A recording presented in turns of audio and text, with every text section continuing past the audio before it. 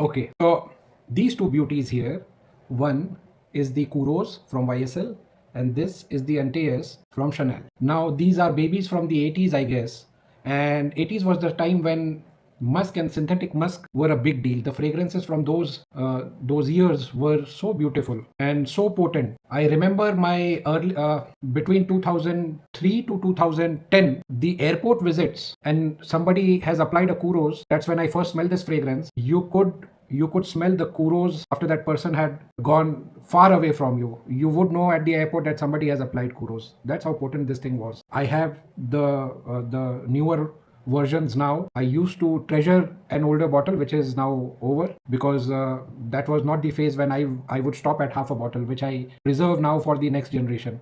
But these two were so beautiful and still are, but not that potent anymore. The profile is very similar, but with the IFRA guidelines, the use of musk being restricted and the use of oak moss being restricted has really affected a lot of fragrances, but these were the ones affected. But then comes in Boris from Noble Form. Boris, his brand is called Noble Form, but I think he deserves a Nobel Prize for thinking about this idea. What he did, he said, okay, let's try to remake these fragrances, but we put in actual Siberian Deer musk. He makes the Musk 85. So Musk 85 is such a beautiful blend.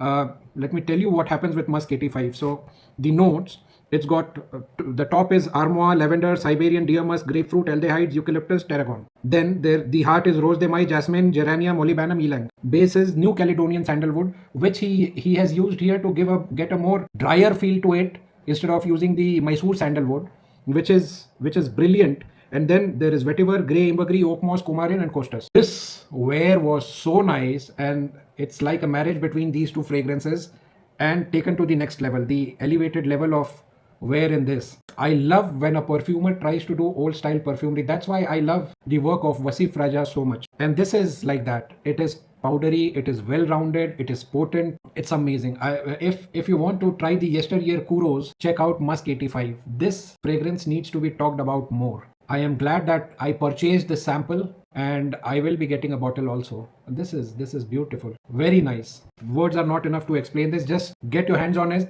if you want to enjoy the vintage Kuros. Thank you.